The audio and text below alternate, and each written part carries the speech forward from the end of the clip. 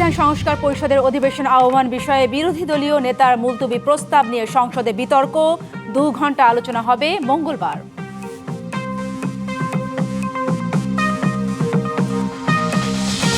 অন্তর্বর্তী সরকারে জারি করা সব অধ্যাদেশ হুবহু মানতে সাংবিধানিকভাবে বাধ্য নয় সংসদ, মত অ্যাটর্নি জেনারেলের।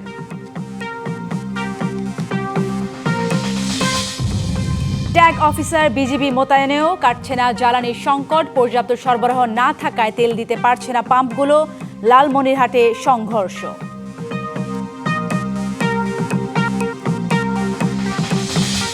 দেশে হামের সংক্রমণ নিয়ে উদ্বেগ। গেল কিছুদিনে অন্তত 100 শিশুর মৃত্যু।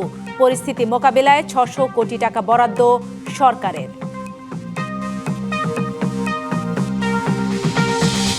গ্রিসে জীবিত উদ্ধার বাংলাদেশিদের সঙ্গে যোগাযোগের চেষ্টা চলছে। মানব পাচার চক্রের সদস্যদের কঠোর শাস্তির আওতায় আনতে কাজ করছে সরকার। এবং ইরানের স্থল অভিযানের প্রস্তুতি যুক্তরাষ্ট্রের। মধ্যপ্রাচ্যে মার্কিন সেনা মোতায়েন। যুদ্ধ বন্ধে আলোচনায় বসছে 4 দেশ। সংবিধান সংস্কার পরিষদের অধিবেশন আহ্বান বিষয়ে বিরোধী দলীয় নেতার মুলতবি প্রস্তাব ঘিরে বিতর্ক হয়েছে সংসদে। বিরোধী দলীয় নেতার নোটিশে ভুল আছে, পয়েন্ট অফ অর্ডারে স্বরাষ্ট্রমন্ত্রী এমন বক্তব্য দিলে এই বিতর্ক সৃষ্টি হয়। পরে ডেপুটি স্পিকার কায়সার কামাল জানান, মঙ্গলবার 2 ঘণ্টার জন্য বিরোধী দলের নেতার মুলতবি প্রস্তাবের উপর আলোচনা হবে। সোমবার বেলা 3:30টায় আবার বসবে অধিবেশন। মাননীয় স্বরাষ্ট্রমন্ত্রী আপনি বসুন দয়া করে। মাননীয় সংসদ সদস্যবৃন্দ আপনারা বসুন। রবিবার বিকেলে ডেপুটি স্পিকার কায়সার কামালের সভাপতিত্বে শুরু হয় ত্রয়োদশ জাতীয় সংসদের প্রথম অধিবেশনের 3য় দিনের কার্যক্রম। 30 পঞ্জিকা দিবসের মধ্যে যে প্রশ্নোত্তর পর্ব শেষে পয়েন্ট অফ অর্ডারে দাঁড়িয়ে গণভোট ও জুলাই সনদ বাস্তবায়ন আদেশের উপর সংসদে নোটিশ দেন বিরোধী দলীয় নেতা ডাক্তার শফিকুর রহমান। এই নোটিশে সংসদ মুলতবি করে সংবিধান সংস্কার পরিষদ নিয়ে আলোচনার আহ্বান জানান তিনি। জাতির প্রত্যাশাকে পাশ কাটিয়ে এ ধরনের অচলাবস্থা সৃষ্টি করা কখনো কাম্য নয়। এমতাবস্থায় জনগুরুত্বপূর্ণ বিষয় হিসাবে জুলাই জাতীয় সনদ সংবিধান সংস্কার বাস্তবায়ন আদেশ 2025 এবং সংবিধান সংস্কার পরিষদ অধিবেশন সংক্রান্ত আলোচনার জন্য মাননীয় স্পিকারের প্রতি সংসদ মুলতবি প্রস্তাব উত্থাপন করছে। পরে পয়েন্ট অফ অর্ডারে দাঁড়িয়ে কথা বলেন স্বরাষ্ট্রমন্ত্রী সালাউদ্দিন আহমদ। নোটিশটা দেয়া হয়েছে জরুরি জনগুরুত্বপূর্ণ বিষয়ে সাম্প্রতিক, সেটা আসবে 68-এ এবং সেখানে আপনি আলোচনা করার সুযোগ দিতে পারবেন আধা ঘন্টা যদি আপনি প্লিজড হন এবং বিরোধী দলের সদস্যের মধ্যে যদি 25 জন সেটা সমর্থন করে এবং সরকারি দলের সদস্যদের মধ্যে যদি কেউ আপত্তি না তোলে। এখন আমি আপত্তিও তুলছি না, অনাপত্তিও তুলছি না, কারণ সেজন্য আপনার অনুমতি লাগবে, আলোচনা হবে। নোটিশটাই তো বৈধ হয় নাই, আপনি বৈধভাবে আগে নোটিশ দিতে বলেন। এ নিয়ে শুরু হয় সরকার ও বিরোধী দলের মধ্যে তর্ক ও বিতর্ক। বিরোধী দলীয় চিফ হুইপ নাহিদ ইসলাম বলেন, তারা সংবিধান সংশোধনের জন্য নয়, সংসদে এসেছেন সংবিধান সংস্কারের জন্য। আমাদের যে গণভোট হয়েছে, গণরায় হয়েছে, গণভোটের আদেশ ছিল, সে আদেশকে অমান্য করা হচ্ছে, সে আদেশকে অসাংবিধানিক বলা হয়েছে। আমরা গণভোটের আদেশে গণভোটে অংশগ্রহণ করে সবাই আজকের এই জায়গায় এসেছি। আমরা সংবিধান সংশোধনের জন্য এখানে আসি নাই, সংবিধান সংস্কারের জন্য আমরা এসেছি। বিতর্কের মধ্যেই ডেপুটি স্পিকার কায়সার কামাল জানান, মঙ্গলবার 2 ঘণ্টার জন্য বিরোধী দলের নেতার মুলতবি প্রস্তাবের উপর সংসদে আলোচনা হবে। My decision has been pronounced. 31শে মার্চ নির্ধারণ করা হয়েছে। সর্বশেষ আলোচনার জন্য 2 ঘন্টা সময় থাকবে। ধন্যবাদ আপনাদেরকে। এর আগে ইনসাফের ভিত্তিতে সংসদ পরিচালনা করতে ডেপুটি স্পিকারের প্রতি আহ্বান জানান বিরোধী দলীয় নেতা। জুলাই জাতীয় সনদে লিপিবদ্ধ সংবিধান সংস্কার সম্পর্কিত প্রস্তাবের পক্ষে তাদের রায় প্রদান করেন। Bijan Kumar Das, DBC news, Dhaka. অন্তর্বর্তী সরকারে জারি করা অধ্যাদেশ হুবহু মানতে সাংবিধানিকভাবে বাধ্য নয় নির্বাচিত সংসদ, এমনটা মনে করেন attorney general barrister Ruhul Kuddus Kajol. দায়িত্ব গ্রহণের প্রথম দিনে সাংবাদিকদের সঙ্গে মত বিনিময়ে তিনি এই মন্তব্য করেন। বিচার বিভাগের স্বাধীনতা প্রতিষ্ঠায় সরকার উপযুক্ত ও সঠিক সিদ্ধান্ত নেবে, এটাই তার প্রত্যাশা। তিনি বলেন, কেউ যেন বিচারের নামে অবিচারের শিকার না হয় সে বিষয়ে সজাগ থাকবে অ্যাটর্নি অফিস। রাষ্ট্রের 18তম অ্যাটর্নি জেনারেল হিসেবে দায়িত্ব গ্রহণের পর সহকর্মীদের শুভেচ্ছায় সিক্ত হন ব্যারিস্টার রুহুল কুদ্দুস কাজল।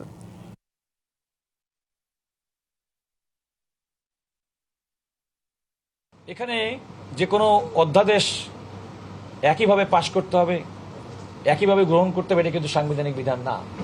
সরকার চাইলে সেগুলো সংশোধন করে নতুন আইন করেও করতে পারবে। আমার মনে হয় নতুন সরকার দায়িত্ব পালন করেছেন, তারা এই বিচার বিভাগের জন্য বেটার। সচিবালয়ে কৃষক কার্ড বিতরণ নিয়ে বৈঠকে ডেমো প্রদর্শন করা হয়েছে প্রধানমন্ত্রী তারেক রহমানের সামনে। 14 এপ্রিল বাংলা নতুন বছরের প্রথম দিন 11টি উপজেলার 21,500 কৃষকের হাতে তুলে দেওয়া হবে কৃষক কার্ড। লম্বা ছুটির পর সচিবালয়ে নিজ দপ্তরে অফিস করেন সরকার প্রধান, ঘুরে দেখেন বিভিন্ন মন্ত্রণালয়। লম্বা ছুটি শেষে সপ্তাহের প্রথম কর্মদিবস রবিবার সকালে সচিবালয়ে নিজ কার্যালয়ে আসেন প্রধানমন্ত্রী তারেক রহমান। প্রধানমন্ত্রীকে স্বাগত জানান মন্ত্রিপরিষদ সচিব সহ অন্যান্য কর্মকর্তারা। এরপর সচিবালয়ের ভেতরে বিভিন্ন মন্ত্রণালয় ও অধিদপ্তর ঘুরে দেখেন প্রধানমন্ত্রী, কুশল বিনিময় করেন কর্মকর্তা কর্মচারীদের সঙ্গে। ঠিক সময়ে উপস্থিত নিশ্চিতের বিষয়ে খোঁজ খবর নেন সরকার প্রধান। পরিদর্শন করেন বিদ্যুৎ ও জ্বালানি মন্ত্রণালয়, সমাজ কল্যাণ মন্ত্রণালয় এবং শিক্ষা মন্ত্রণালয়। পরে পরিদর্শনে যান 5 নং ভবনের গৃহায়ন ও গণপূর্ত মন্ত্রণালয়ে। সেখানে কর্মকর্তাদের কক্ষে গিয়ে খোঁজ খবর নেন প্রধানমন্ত্রী। এরপর মন্ত্রিপরিষদ বিভাগে নিজ কার্যালয়ে প্রবেশ করেন সরকার প্রধান। সেখানে কৃষক কার্ডের ডেমো প্রদর্শন বৈঠকে অংশ নেন। পাইলট প্রকল্পের আওতায় আগামী 14 এপ্রিল পহেলা বৈশাখে প্রধানমন্ত্রী 11টি উপজেলার প্রায় 21,500 কৃষকের হাতে তুলে দেবেন কৃষক কার্ড। শাহ ইমন, ডিবিসি নিউজ, ঢাকা। তেল আছে তবুও নেই, এমন এক অদ্ভুত বাস্তবতায় আজ বাংলাদেশ। সরকার বলছে তেলের কোনো ঘাটতি নেই, তবে বাস্তবে অনেক পাম্পই বন্ধ রয়েছে। ট্যাগ অফিসার দিয়েও কোনো উন্নতি হয়নি, অবশ্য তাদের উপস্থিতিও পাওয়া যায়নি। পাম্প সংশ্লিষ্টরা বলছেন ডিপো থেকে সরবরাহ কম, অবৈধ মজুতদার ও কারসাজির সাথে জড়িতদের বিরুদ্ধে জোর মনিটরিংয়ের দাবি ভুক্তভোগীদের। ঈদের স্বাধীনতার ছুটি শেষে অফিস আর শিক্ষা প্রতিষ্ঠান পুরোদমে খুলেছে, তাই রাজধানীতে গাড়ির চাপও বেড়েছে। রবিবার বিভিন্ন এলাকায় জ্বালানি তেলের জন্য তাই দীর্ঘ সারি। ঈদের ছুটির পরও তেলের জন্য ঘন্টার পর ঘন্টা দীর্ঘ লাইনে দাঁড়িয়ে অপেক্ষা করতে হচ্ছে। এ নিয়ে আছে ক্ষোভ আর ভোগান্তি। যদি পাম্পগুলোতে তেল না পায়, না থাকে, তাহলে তারা যে খুচরা বিক্রি করে তারা কিভাবে তেল পায়? আমরা আতঙ্কে আছি যে যুদ্ধের কারণে হয়তো তেল আমরা পাবো না ভবিষ্যতে, এই কারণে অনেকে নিয়ে হয়তো স্টক করে রাখতে পারে। যে কোটি তেলের পাম্প মিলেছে সেখানে দীর্ঘ লাইন। অবৈধ মজুতদার আর কারসাজির সাথে জড়িতদের বিরুদ্ধে সরকারের জোর মনিটরিং দাবি ভুক্তভোগীদের। যারা এই ধরনের অন্যায় জড়িত তাদের দৃষ্টান্তমূলক শাস্তি হওয়া উচিত, যেন অন্যরাও সতর্ক হয়ে যায় এই ধরনের মজুরটা না করে। সরকার বলছে তেল আছে, আমি যখন পাম্পে আছি 2 ঘন্টা ধরে দাঁড়ায় আছি, আমি জানি না আরো 1 ঘন্টা হয়তো লাগতে পারে। বর্তমানে গার্লফ্রেন্ড পাওয়াটা খুবই ইজি, বাট তেল পাওয়াটা খুবই কষ্টসাধ্য। রাজধানীর মহাখালী, তেজগাঁ, শ্যামলী, কল্যাণপুর, গাবতলী এলাকায় পাম্প কোনোটা বন্ধ, আবার কোনোটা খোলা। তেল সরবরাহ না থাকায় বন্ধ রয়েছে এগুলো। ডিপো থেকে যে পরিমাণ চাইছে ওই পরিমাণে পাইছে, গ্রাহকের চাহিদা মতো দিতে পারছি। এখন আমাদের গ্রাহক যে চাহিদা চায় ওইভাবে তো আমরা তেল দিতে পারছি না, আমরা তো ডিপো থেকে ওইভাবে পাচ্ছি না। তবে পাম্প কর্তৃপক্ষ বলছে ভিন্ন কথা। তাদের দাবি ডিপো থেকে চাহিদা অনুসারে জ্বালানি সরবরাহ করা হচ্ছে না। তেলের সংকট আছে কিনা সরকার বলতেছে নাই, কিন্তু আমরা ডিপো থেকে পাচ্ছি 1 গাড়ি, আমাদের চাহিদা অনুযায়ী আমরা অর্ধেকেরও কম পাইতেছি। তেল লাগে 3 গাড়ি, সেখানে তেলের আসে 1 গাড়ি। তো আপনার যখন তেল আসে, আপনার 1 গাড়ি তেল 3 ঘন্টা শেষ হয়ে যায়। 3-4 ঘন্টা 1 গাড়ি তেল শেষ হয়ে গেলে তারপর আবার বন্ধ হয়ে যায়, তারপরে আবার ডিপো থেকে গাড়ি আসে, তারপরে আবার তেল। শুধু সরকারি তদারকি নয়, জনগণকে সাশ্রয়ী হওয়ার তাগিদ রয়েছে। Mahmudul Hasan Nazim, DBC news, Dhaka. জ্বালানি সংকট নিয়ে আমরা একটি প্রতিবেদন দেখছিলাম। দর্শক, এ নিয়ে আরো জানাতে রাজধানীর পরিবাগ এলাকার একটি পাম্প থেকে যুক্ত হচ্ছেন সহকর্মী হাসিব পান্থ। হাসিব, আপনি নিশ্চয়ই সকাল থেকে পাম্পগুলো ঘুরে দেখছেন। সরকারের পক্ষ থেকে বলা হচ্ছে রিফুয়েলিং স্টেশনগুলো মনিটরিংয়ের জন্য ট্যাগ অফিসার এবং বিজিবি মোতায়েন করা হচ্ছে। আপনি যে পাম্পগুলো ঘুরে দেখেছেন সেখানে কি দায়িত্বরত কাউকে পেয়েছেন কি, বা কারোর সাথে আপনার কথা হয়েছে কিনা, আর পাম্পগুলোর সার্বিকভাবে কি অবস্থা?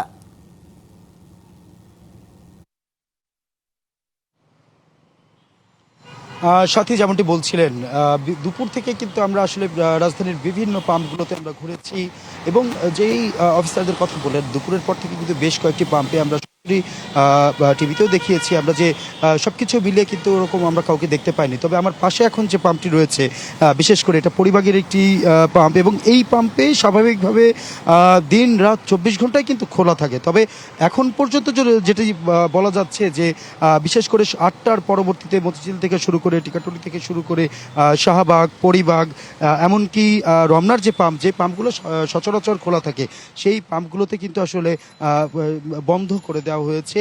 এছাড়াও আজ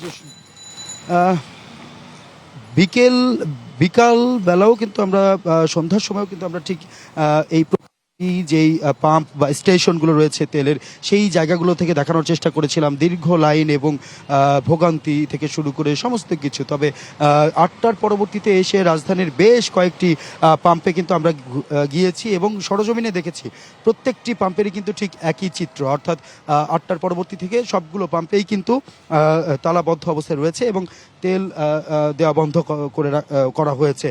এবং এখন পর্যন্ত যদি বলা যায় যে বিশেষ যারা গ্রাহকরা কিছুক্ষণ আগেও কিন্তু এখানে ছিলেন, তারা তেল নিতে না পেরেও বেশ ক্ষোভ প্রকাশ করে চলে গিয়েছেন।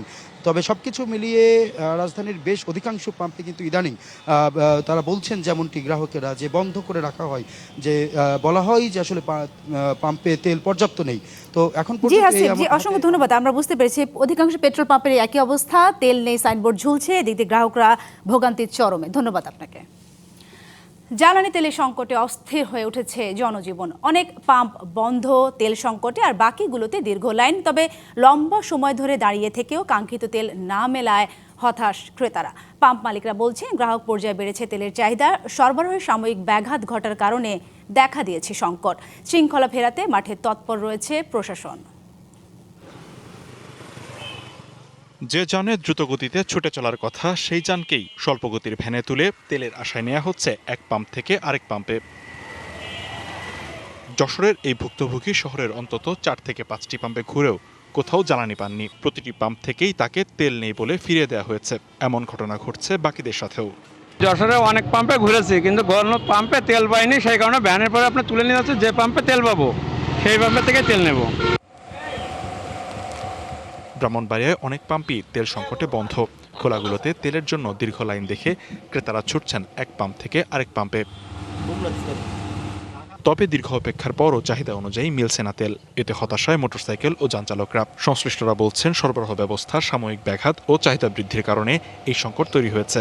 আমরা 3টা পাম্পে গেছি, 3টা পাম্পে তারা বলতেছে তেলের নাকি সংকট, তেল নাই, এবং অনেক জায়গাতে তেল আছে, তারা টাকা বেশি নিতেছে। একটা তো তেল নাই, একটাতে তেল দিচ্ছে ওই যে কটিয়াদি, কিন্তু সেখানে প্রায় 1000-এর মতো হোন্ডা অকটেন 600-700 লিটার, এখন তো মনে করেন 1500 লিটার আমি কুলাই দেরি না। ঠাকুরগাঁওয়ে জ্বালানি তেলের সংকটের মধ্যে ফিলিং স্টেশনগুলোতে শৃঙ্খলা ফেরাতে কড়াকড়ি আরোপ করা হয়েছে। জেলার বিভিন্ন পাম্পে ড্রাইভিং লাইসেন্স, হেলমেট এবং গাড়ির বৈধ কাগজপত্র ছাড়া তেল সরবরাহ করা হচ্ছে না। জ্বালানি বিপণনে শৃঙ্খলা বজায় রাখতে রাজশাহীর 3টি ডিপোতে 3 প্লাটুন বিজিবি মোতায়েন করা হয়েছে। বৃদ্ধি করা হয়েছে নজরদারি, সীমান্ত এলাকায় চালানো হচ্ছে তল্লাশি। রাজশাহী জেলায় তেল বিপণনে শৃঙ্খলা রক্ষা এবং নিরবচ্ছিন্ন সরবরাহ নিশ্চিত করার লক্ষ্যে পদ্মা অয়েল পিএলসি রাজশাহী, মেঘনা পেট্রোলিয়াম লিমিটেড হরিয়ান এবং Jamuna oil company limited Rajshahi ডিপোতে অত্র ব্যাটালিয়ন কর্তৃক 3 প্লাটুন বিজিবি মোতায়েন করা হয়েছে। এদিকে জ্বালানি তেলের অবৈধ মজুদ রোধ, বিপণনে শৃঙ্খলা রক্ষা এবং নিরবচ্ছিন্ন সরবরাহ নিশ্চিত করতে বরিশালের ডিপোগুলোয় বিজিবির পাশাপাশি কাজ করছে সেনাবাহিনীর সদস্যরা। পাশাপাশি প্রতিটি পাম্পের জন্য রয়েছে একজন ট্যাগ অফিসার। বিশ্ববাজারে অস্থিতিশীলতার সুযোগ নিয়ে কেউ যাতে দেশে জ্বালানি তেলের কৃত্রিম সংকট তৈরি করতে না পারে, সেজন্য এই বিশেষ সতর্কতা। যদি শৃঙ্খলা বজায় রেখে আমাদের সরবরাহ ঠিক রাখে তাহলে কোনো সমস্যা নেই। এরকম ক্রাইসিস কম পাওয়া যায়, 2 লিটার করে 200 টাকা করে দেয়। কিছু কিছু জায়গায় এরকম সিরিয়ালে দাঁড়ায় নেওয়া লাগে। ভুক্তভোগী আমরা, কাস্টমারের সাথে আমাদের সাথে এ নিয়ে অনেক কথা হয়। বরিশালের পাম্পে তেল সরবরাহ কিছুটা স্বাভাবিক হলেও বিভাগের অন্যান্য জেলায় এখনও কাটেনি জ্বালানি তেলের সংকট। DBC news desk. সরকারি কর্মকর্তা কর্মচারীদের অফিসে অবস্থান ও জ্বালানি সাশ্রয়ে 11 দফার নির্দেশনা দিয়েছে জনপ্রশাসন মন্ত্রণালয়। সরকারি কর্মকর্তা কর্মচারীদের সকাল 9টা থেকে 9টা 40 মিনিটের মধ্যে বাধ্যতামূলকভাবে অফিস কক্ষে অবস্থান করতে হবে। পাশাপাশি জ্বালানি সাশ্রয়, সীমিত বিদ্যুৎ ব্যবহার এবং দায়িত্বশীল আচরণ নিশ্চিত করার উপর জোর দেওয়া হয়েছে। দিনের বেলায় প্রাকৃতিক আলো ব্যবহারের উপর গুরুত্ব দেওয়া হয়েছে এবং অপ্রয়োজনীয় লাইট, ফ্যান ও যন্ত্রপাতি বন্ধ রাখার কথা বলা হয়েছে। এয়ার কন্ডিশনার ব্যবহারের তাপমাত্রা 25 ডিগ্রি সেলসিয়াস বা তার বেশি রাখতে বলা হয়েছে। অফিস শেষে সব বৈদ্যুতিক যন্ত্র বন্ধ রাখা, অপ্রয়োজনীয় আলোকসজ্জা এড়িয়ে চলা এবং নিয়মিত পরিষ্কার পরিচ্ছন্নতা বজায় রাখার উপরও জোর দেওয়া হয়েছে। এসব নির্দেশনা তদারকির জন্য প্রতিটি দপ্তরে ভিজিল্যান্স টিম গঠন করার কথাও জানানো হয়েছে। লালমনিরহাটের আদিতমারিতে একটি ফিলিং স্টেশনে জ্বালানি তেল সংগ্রহকে কেন্দ্র করে ক্রেতার মধ্যে সংঘর্ষে 3 জন আহত হয়েছেন। প্রত্যক্ষদর্শীরা জানান, বিকেলে আদিতমারিতে ফাতেমা ফিলিং স্টেশনে জ্বালানি তেলের সিরিয়াল নিয়ে দুই পক্ষের মধ্যে কথা কাটাকাটি শুরু হয়। এক পর্যায়ে সংঘর্ষে জড়িয়ে পড়েন তারা। পুলিশের সামনে ধাওয়া পাল্টা ধাওয়া ও হাতাহাতির ঘটনা ঘটে। আহতদের উদ্ধার করে ভর্তি করা হয় উপজেলা স্বাস্থ্য কমপ্লেক্সে। পরিস্থিতি নিয়ন্ত্রণে রাখতে ফিলিং স্টেশন এলাকায় অতিরিক্ত পুলিশ মোতায়েন করা হয়েছে।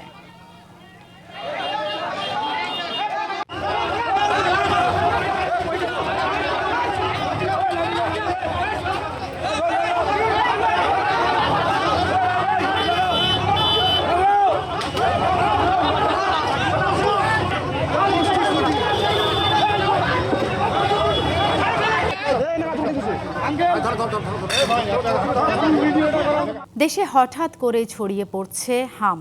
এ রোগে গত কিছুদিনে অন্তত 100 শিশুর মৃত্যু হয়েছে। স্বাস্থ্যমন্ত্রী জানিয়েছেন, গেল 8 বছর দেশে হামের টিকা না দেওয়ায় এই বাস্তবতার মুখোমুখি হতে হচ্ছে। পরিস্থিতি মোকাবেলায় নতুন করে 600 কোটি টাকার বেশি বরাদ্দ দিয়েছে সরকার। টিকাদান কর্মসূচির কারণে দেশে একসময় হামের সংক্রমণ কমে এলেও চলতি বছর তা উদ্বেগজনকভাবে বাড়ছে। ময়মনসিংহ মেডিকেল কলেজ হাসপাতালে গত 12 দিনে ভর্তি হয়েছে 106 জন। এর মধ্যে 5 শিশুর মৃত্যু হয়েছে। আর পাবনা জেনারেল হাসপাতালে গত 24 ঘন্টায় 7 জন সহ হাম ওয়ার্ডে ভর্তি 25 শিশু। গত 15-20 দিন ধরে বেশ হামের রোগী পাচ্ছি। এই মুহূর্তে আমাদের পাবনা জেনারেল হসপিটালে 25 জন হামের রোগী ভর্তি আছে। এর মধ্যে আমরা এই পর্যন্ত পেয়েছি প্রথম থেকে 118 জন। রবিবার সরকারি দলের সংসদীয় কমিটির বৈঠকে স্বাস্থ্য মন্ত্রণালয় জানায়, ঢাকা, ময়মনসিংহ, রাজশাহী, পাবনা, চট্টগ্রাম, যশোর ও নাটোরে হাম আক্রান্তের হার বেশি। মারা গেছে অন্তত 100 শিশু।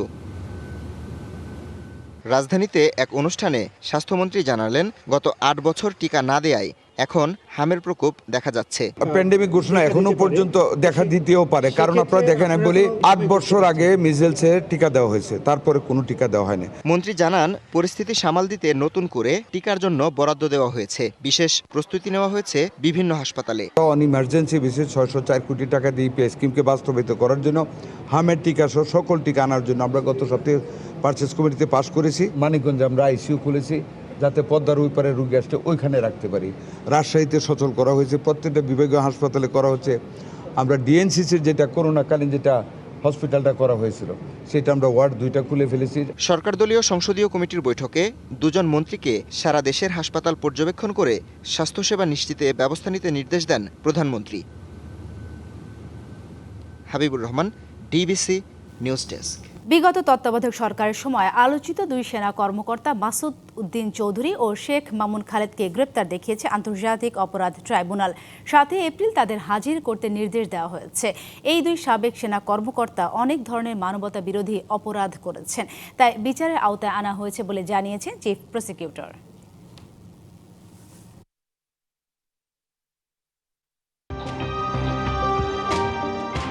111-এর সরকারের দাপুটে সেনা কর্মকর্তা মাসুদ উদ্দিন চৌধুরী।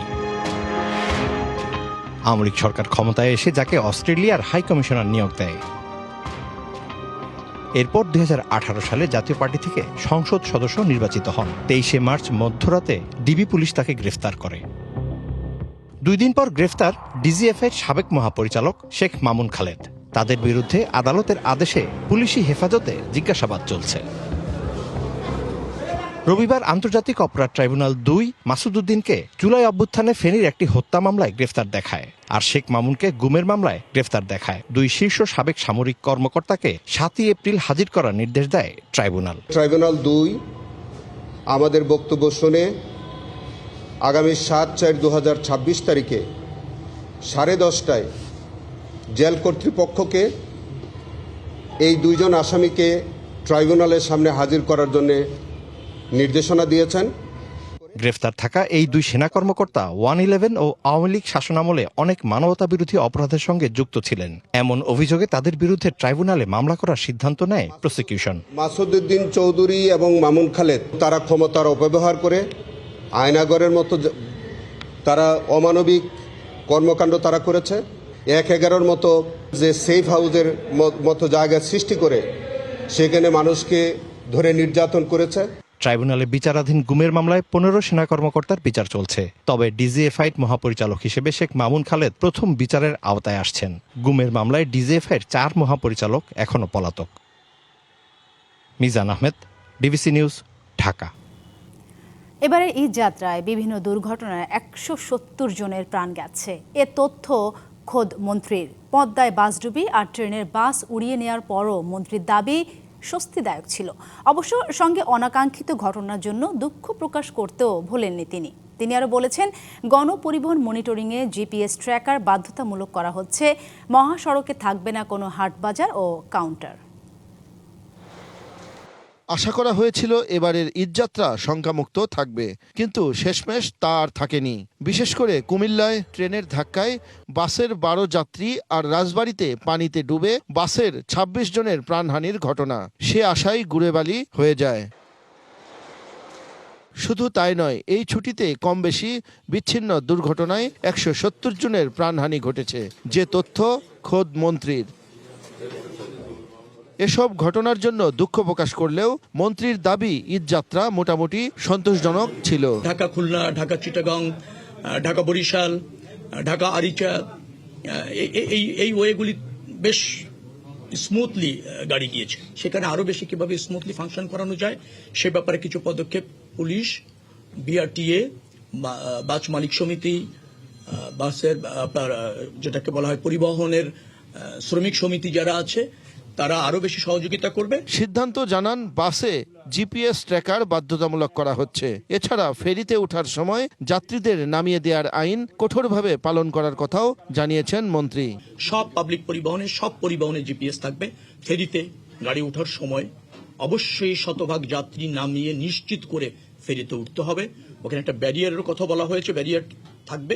রবিবার সচিবালয়ের সংশ্লিষ্ট মন্ত্রী, প্রতিমন্ত্রী, সচিব ছাড়াও ঊর্ধ্বতন কর্মকর্তারা উপস্থিত ছিলেন বৈঠকে। পরে ব্রিফিংয়ে মন্ত্রী জানান, এখন থেকে আর হাইওয়েতে যত্রতত্র বাজার এবং টিকিট কাউন্টার বসানো যাবে না। হাইওয়ে পুলিশ আরো বেশি তৎপর থাকবে যাতে হাইওয়েতে কোনো অবস্থাতে কোনো অস্থায়ী বাজার বসতে না পারে। শাহ ইমন, ডিবিসি নিউজ, ঢাকা। মানব পাচারকারী চক্রের সাথে বাংলাদেশ এবং লিবিয়ার অপরাধীরাই জড়িত। তাদের কঠোর শাস্তির আওতায় আনার বিষয়ে কাজ করছে সরকার, এমন ঘোষণা দিয়ে পররাষ্ট্র প্রতিমন্ত্রী আক্ষেপ করলেন, এমন অমানবিকতা মেনে নেওয়া যায় না। বেঁচে যাওয়া বাংলাদেশিদের অবস্থা পর্যবেক্ষণ ও তাদের ফেরত আনতে মন্ত্রণালয়ের প্রধান কাজ করছে বলেও জানান প্রতিমন্ত্রী শামা ওবায়দ ইসলাম। প্রতি বছরই ঝুঁকিপূর্ণ ভূমধ্যসাগর পথে অবৈধভাবে পাড়ি দিতে গিয়ে মারা যান অগণিত Bangladeshi. International organisation for migration বা IMOর তথ্য অনুযায়ী 2026 সালের প্রথম 2 মাসে মৃত্যুর সংখ্যা আগের সব রেকর্ড ছাড়িয়ে যাচ্ছে। শুধু জানুয়ারি আর ফেব্রুয়ারিতেই মারা গেছেন 559 জন। তার মধ্যে বাংলাদেশির সংখ্যা উল্লেখযোগ্য। সবশেষ লিবিয়া থেকে ছোট নৌকায় গ্রিস পাড়ি দেওয়ার সময় খাবার ও পানির অভাবে ডিজেল পান করে মৃত্যু হয়েছে অন্তত 18 বাংলাদেশির, যাদের 10 জনের বাড়ি সুনামগঞ্জে। সর্বস্ব বিকিয়ে 12 থেকে 16 লাখ টাকা খরচ করে নিশ্চিত জীবনের লোভে এখন নিভেছে জীবনেরই প্রদীপ। পরিবার পরিজনের মাঝে শোকাতুর সে ছায়া এখন বিষাদে ভর করেছে। পররাষ্ট্র প্রতিমন্ত্রী বলছেন, দালাল চক্র যেরকম অমানবিকভাবে নারী শিশু সহ অভিবাসন ইচ্ছুকদের নিয়ে গেছে তা আর মেনে নেওয়া হবে না। যে কারা এটা করছে, এখানে লেবাননের লোকজনও জড়িয়ে আছে, বৈধ আছে, বাংলাদেশি যদি থেকে থাকে এটা আইডেন্টিফাই করে তাদেরকে শাস্তির আওতায় আনতে হবে। কি পরিমাণ এরা অমানবিক এবং ক্রিমিনাল হলে, এবং যখন এটা তারা হয়তো ভেবেছিল 1 দিন 2 দিনে তারা পার হয়ে যাবে, কিন্তু লেগেছে 6 থেকে 7 দিন, এবং 6 থেকে 7 দিনের খাবার তাদের সাথে ছিল না, পানি ছিল না, কিছুই ছিল না। অমানবিক অবস্থায় তারা কিছু ওখানে লোকজনকে তারা ওখানে যারা মারা গিয়েছিল তাদেরকে ফেলে দেওয়া হয়েছে। এই মুহূর্তে পররাষ্ট্র মন্ত্রণালয়ের অগ্রাধিকার ক্যাম্পে বেঁচে থাকা বাংলাদেশিরা। তাদের শীঘ্রই ফেরত আনার কথাও জানান প্রতিমন্ত্রী। আমাদের মিশন তাদের সাথে 24/7 যোগাযোগ করে জানার চেষ্টা করছে আরো ডিটেলস। এখন তারা একটা প্রসেসের মধ্যে ঢুকে গেছে। এখন ওই গ্রিসের যারা সংশ্লিষ্ট যারা আছে তাদের ওই সরকারের কিছু নিয়মকানুন মেনে তাদেরকে কিভাবে ক্যাম্পের সাথে যোগাযোগ করা যায়, তাদেরকে ফিরিয়ে আনার কি ব্যাপার, হসপিটালে যারা আছে তাদের কি ব্যাপার, সেটা একটু আমাদের সময় লাগবে, কাজটা চলছে। প্রবাসী প্রবাসী কল্যাণ ও বৈদেশিক কর্মসংস্থান মন্ত্রণালয়ের সাথে সমন্বয় করে মানব পাচার প্রতিরোধে সর্বোচ্চ ব্যবস্থা নেওয়ার আশ্বাসও দেন শামা ওবায়েদ। ইশরাত জাহান উর্মি, ডিবিসি নিউজ, ঢাকা। হবিগঞ্জের লাখাই উপজেলা পূর্ব বিরোধের জেরে দুই পক্ষের মধ্যে সংঘর্ষে অন্তত 25 জন আহত হয়েছে। রবিবার দুপুরে উপজেলা মুড়িয়াউক ইউনিয়নের মশাদিয়া গ্রামে এ ঘটনা ঘটে। পুলিশ জানিয়েছে, মশাদিয়া গ্রামে বেড়াতে আসে সবুজ মিয়ার বন্ধু সাইফুল, তার সঙ্গে খলিল ও আন্দাল মিয়ার বিরোধ চলছিল। দুপুরে গ্রামে তাদের মধ্যে বাকবিতণ্ড শুরু হয়। এক পর্যায়ে স্থানীয় ফুটবল মাঠে দেশীয় অস্ত্রশস্ত্র নিয়ে সংঘর্ষে জড়িয়ে পড়ে দুই পক্ষ। এতে উভয় পক্ষের অন্তত 25 জন আহত হয়। তাদের লাখাই উপজেলা স্বাস্থ্য কমপ্লেক্স ও হবিগঞ্জ জেলা আধুনিক সদর হাসপাতালে ভর্তি করা হয়েছে। ইরান, যুক্তরাষ্ট্র ও ইসরায়েলের মধ্যে যুদ্ধের জেরে পুরো অঞ্চলে চরম উত্তেজনা বিরাজ করছে। দিন যত যাচ্ছে নতুন নতুন রূপ নিচ্ছে যুদ্ধ। আকাশ পথের পর এবার ইরানের স্থল অভিযানের ছক কষছে যুক্তরাষ্ট্র। এরই অংশ হিসেবে মধ্যপ্রাচ্যে পৌঁছেছেন কয়েক হাজার মার্কিন সেনা। ইরানে কয়েক সপ্তাহের জন্য বিশেষ স্থল অভিযানের প্রস্তুতি নিচ্ছে পেন্টাগন। শনিবার ৩৫০০ মার্কিন নৌ ও মেরিন সেনা পৌঁছেছে মধ্যপ্রাচ্যে। মার্কিন সেন্ট্রাল কমান্ড এক পোস্টে এ তথ্য নিশ্চিত করেছে। তবে সেনাদের সুনির্দিষ্ট অবস্থান স্পষ্ট করেনি তারা। মার্কিন গণমাধ্যম ওয়াশিংটন পোস্টের এক প্রতিবেদনে বলা হয়, হামলার প্রধান লক্ষ্যবস্তু হতে পারে খার্ক দ্বীপ। এই দ্বীপ থেকেই ৯০% অপরিশোধিত তেল রপ্তানি করে তেহরান। ইরান যদি দ্বীপটি হারায় তাহলে সেটি হবে তেহরানের জন্য সবচেয়ে বড় ধাক্কা। ইরান কার্যত হরমুজ প্রণালী বন্ধ করে দেয়ায় ওই অঞ্চলে জাহাজ চলাচল নির্বিঘ্ন করতেই খার্ক দ্বীপকে টার্গেট করা হতে পারে। তবে প্রতিবেদনে আরও বলা হয়, এ বিষয়ে চূড়ান্ত সিদ্ধান্ত দেবেন ট্রাম্প। এদিকে ইসরায়েলের উত্তর পশ্চিমাঞ্চলে সামরিক ঘাঁটিতে রকেট হামলা চালিয়েছে লেবাননের সশস্ত্র গোষ্ঠী হিজবুল্লাহ। থেমে নেই ইয়েমেনের হুতি বিদ্রোহীরাও। ইসরায়েলকে লক্ষ্য করে দ্বিতীয় দফায় মিসাইল ও ড্রোন হামলা চালিয়েছে গোষ্ঠীটি। অন্যদিকে এই ডামাডোলের মাঝেই গাজার খান ইউনুসে ইসরায়েলি হামলায় শিশুসহ অন্তত 6 ফিলিস্তিনি নিহত হয়েছেন। এর আগে ইরানের দুটি বিশ্ববিদ্যালয়ে যুক্তরাষ্ট্র ও ইসরায়েলের যৌথ হামলার ঘটনার প্রতিশোধের ঘোষণা দিয়েছে তেহরান। মধ্যপ্রাচ্যে অবস্থিত মার্কিন ও ইসরায়েলি বিশ্ববিদ্যালয়গুলোতে পাল্টা হামলা হবে বলে জানিয়েছে আইআরজিসি। মধ্যপ্রাচ্যের উত্তপ্ত পরিস্থিতিতে পেন্টাগনের নতুন পদক্ষেপ সংঘাতকে কোন দিকে নিয়ে যায় সেটিই এখন দেখার বিষয়। জয় রায়, ডিবিসি নিউজ ডেস্ক। অবরুদ্ধ হরমুজ প্রণালী দিয়ে পাকিস্তানের 20টি জাহাজকে পার হতে দিতে সম্মত হয়েছে ইরান। পাকিস্তানি পররাষ্ট্রমন্ত্রী ইশাক দার এক্সে দেওয়া পোস্টে এ তথ্য জানিয়েছেন। তিনি বলেছেন, ইরান প্রতিদিন পাকিস্তানের 2টি জাহাজকে হরমুজ দিয়ে যাওয়ার সুযোগ দেবে। ইরানের এই পদক্ষেপকে ইতিবাচক ও গঠনমূলক বলে উল্লেখ করেন ইশাক। গত 28শে ফেব্রুয়ারি ইরানে যৌথ হামলা চালায় যুক্তরাষ্ট্র ও ইসরায়েল। এর জবাবে দেশটি হরমুজ প্রণালী বন্ধ করে দেয়। ইরান, যুক্তরাষ্ট্র ও ইসরায়েলের মধ্যে চলমান এই যুদ্ধ বন্ধে মধ্যস্থতাকারী দেশের ভূমিকা নিয়েছে পাকিস্তান। গতকাল পাকিস্তানের প্রধানমন্ত্রী ইরানের প্রেসিডেন্ট মাসুদ পেজেশকিয়ানের সঙ্গে ফোনে কথা বলেন। আমিনুল ইসলাম বুলবুল অস্ট্রেলিয়া থেকে দেশে ফিরবেন না। ক্রিকেট পাড়ার এমন গুঞ্জন মিথ্যা প্রমাণ করে বিসিবি সভাপতি করলেন প্রত্যাবর্তন। 1.5 মাস ছুটি কাটিয়ে চেনা আঙ্গিনায় ফিরেছেন বোর্ড প্রধান। 2-1 দিনের মধ্যে বিসিবি নির্বাচন নিয়ে তদন্ত কমিটির কাছে সাক্ষ্য দেবেন বিসিবি বস। এদিকে জবানবন্দি দিতে বুলবুলের কালক্ষেপণকে রহস্যময় বলছেন বিসিবির সাবেক পরিচালক রফিকুল ইসলাম বাবু।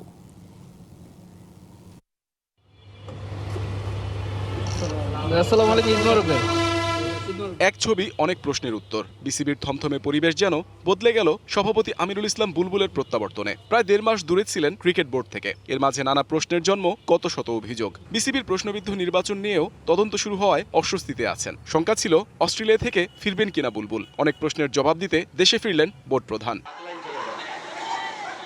কন্ডিশনিং ক্যাম্পে ক্রিকেটাররা ফিটনেসের উন্নতিতে ব্যস্ত। এর মাঝে আকস্মিকভাবে মাঠে হাজির বুলবুল। সঙ্গী 2 পরিচালক নাজমুল আবেদিন ফাহিম ও খালেদ মাসুদ পাইলট। বিসিবির অভিভাবককে কাছে পেয়ে ছুটে গেলেন নাজমুল শান্ত। টেস্ট অধিনায়কের সাথে আলাপচারিতার ফাঁকেই সবার ব্যস্ততা দূর থেকে পর্যবেক্ষণ করলেন বিসিবি সভাপতি। বুলবুলের ফেরার নেপথ্যে বেশ কয়েকটি ইস্যু জড়িত। বিসিবি নির্বাচন নিয়ে গঠিত তদন্ত কমিটি জিজ্ঞাসাবাদের জন্য তলব করেছে সভাপতিকে। সেখানে নির্বাচন সম্পর্কিত ব্যাখ্যা বিশ্লেষণ জানতে চাওয়া হবে। বিশেষ করে জেলা ও বিভাগীয় ক্রীড়া সংস্থাগুলোর কাছে নিয়ম বহির্ভূতভাবে কাউন্সিলরশিপ চেয়ে চিঠি দেওয়ার যে অভিযোগ তার বিরুদ্ধে সেই বিষয়ে জিজ্ঞাসাবাদ করা হবে। তদন্ত কমিটির প্রতিবেদন জমা দেওয়ার কথা 15 কার্যদিবসের মধ্যে।